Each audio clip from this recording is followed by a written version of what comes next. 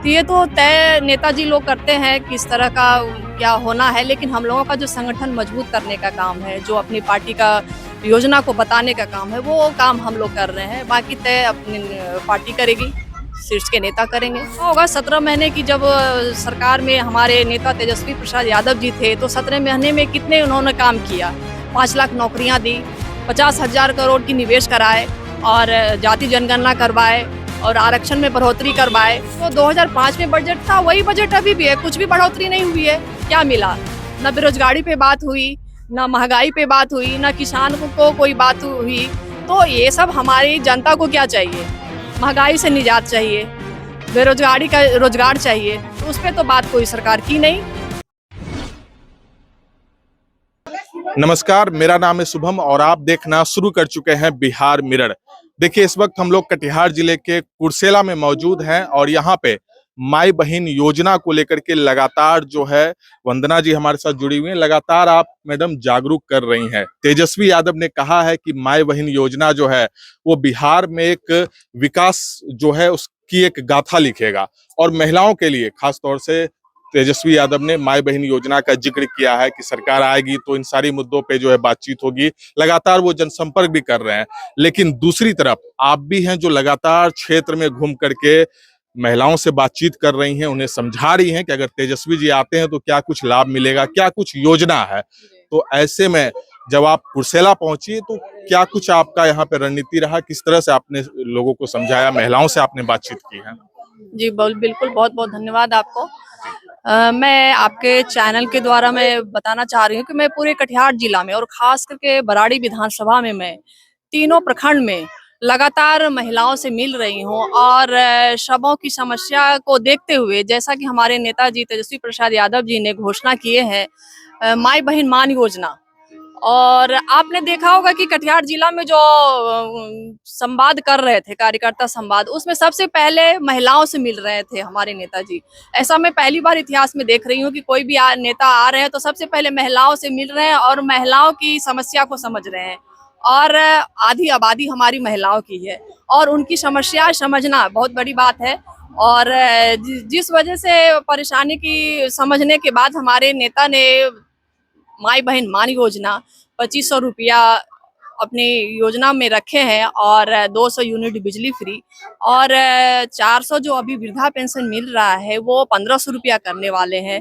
जो जब हमारी सरकार आएगी, तेजस्वी जी की सरकार आएगी, तो वो पहला उनका यही योजना पास होगा। और किसी भी परिवार में यदि टोटल मिला के कहें तो 6000 रुपया मंथली आता है तो महिलाओं की बहुत बड़ी उपलब्धि होगी, बहुत बड़ी ताकत होगी, क्योंकि सबसे ज्यादा समस्या महिलाओं के साथ हो रही है। जैसा कि मैंने घूम के देख रही हूँ, समझ रही हूँ महिलाओं की, मैं भी एक महिला हूँ तो उनकी तकलीफ को समझ रही हूँ।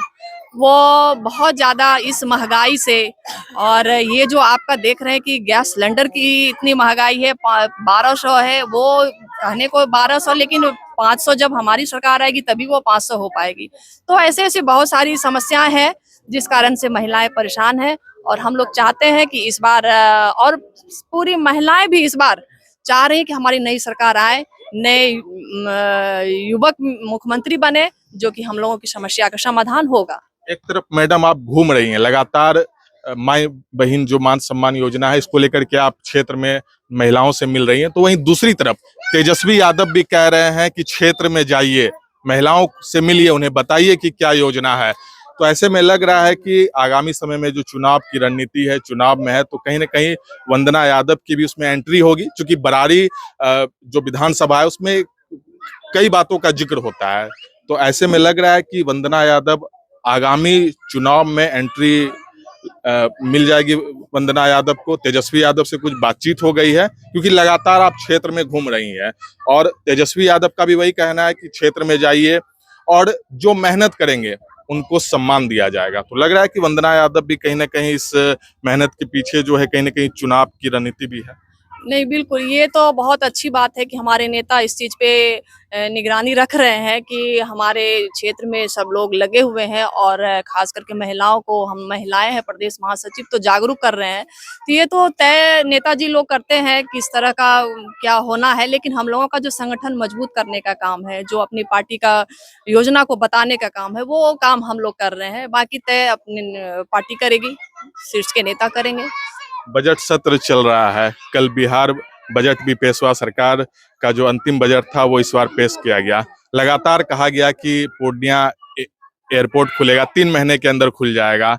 उसके अलावा डिग्री कॉलेज की बात कही गई, लेकिन इसके साथ ही 2005 के पहले वाला जो राज था उसका भी नीतीश कुमार हर जगह जिक्र करते हैं कि याद कीजिए 2005 के पहले क्या था। तो ऐसे में आज तेजस्वी यादव भी गरज रहे हैं, कह रहे हैं कि 2005 से पहले क्या, वर्तमान की बात कीजिए, हम वर्तमान और भविष्य की चिंता करते हैं। बल्कि ये भी कह रहे हैं तेजस्वी यादव कि हम युवा हैं, जो कहते हैं वो करते हैं, जुमलेबाजी नहीं करते हैं। तो कहीं ना कहीं लग रहा है कि तेजस्वी यादव का जो फॉर्म है वो बेहतर है और इस बार कहीं ना कहीं मौका मिलेगा। जी, बिल्कुल। आपने देखा होगा 17 महीने की जब सरकार में हमारे नेता तेजस्वी प्रसाद यादव जी थे, तो 17 महीने में कितने उन्होंने काम किया। 5 लाख नौकरियाँ दी, 50,000 करोड़ की निवेश कराए और जाति जनगणना करवाए और आरक्षण में बढ़ोतरी करवाए और सारी योजनाएँ को लाने के लिए जैसे स्पोर्ट्स पॉलिसी या टूरिज़्म पॉलिसी हमेशा उन्होंने अपनी आवाज़ को उठाया और 17 महीने में इतना ज़्यादा काम किए, तो समझिए 5 साल यदि रहते हमारी तेजस्वी जी की सरकार, तो कितना काम होता। और ये बजट की बात आप कर रहे हैं, जो 2005 में बजट था, वही बजट अभी भी है, कुछ भी बढ़ोतरी नहीं हुई है। क्या मिला? ना बेरोज़गारी पे बात हुई, ना महँगाई पे बात हुई, ना किसान को कोई बात हुई। तो ये सब हमारी जनता को क्या चाहिए? महँगाई से निजात चाहिए, बेरोज़गारी का रोज़गार चाहिए, तो उसपे तो बात कोई सरकार की नहीं। तो बढ़ोतरी क्या, कुछ नहीं, बिहार सरकार को नीतीश झुंझुना कुमार मिला तो है। कह रहे हैं कि रोजगार हमने दिया, तेजस्वी सिर्फ क्रेडिट ले रहे हैं। नहीं, नहीं, बिल्कुल नहीं। जब तेजस्वी जी 17 महीने की सरकार में थे, तो उन्होंने ही सारा काम दिया और बाद में उस चीज़ को दिया वो प्रमाणित किया गया। लेकिन 17 महीने की जो उनकी सरकार थी, उसी समय उनकी सारी योजना को पास किया हुआ था, जो 5 लाख नौकरी थी। जी मैडम, अपना पूरा परिचय आप दें। मैं वंदना यादव, प्रदेश महासचिव राजद प्रकोष्ठ, महिला प्रकोष्ठ की।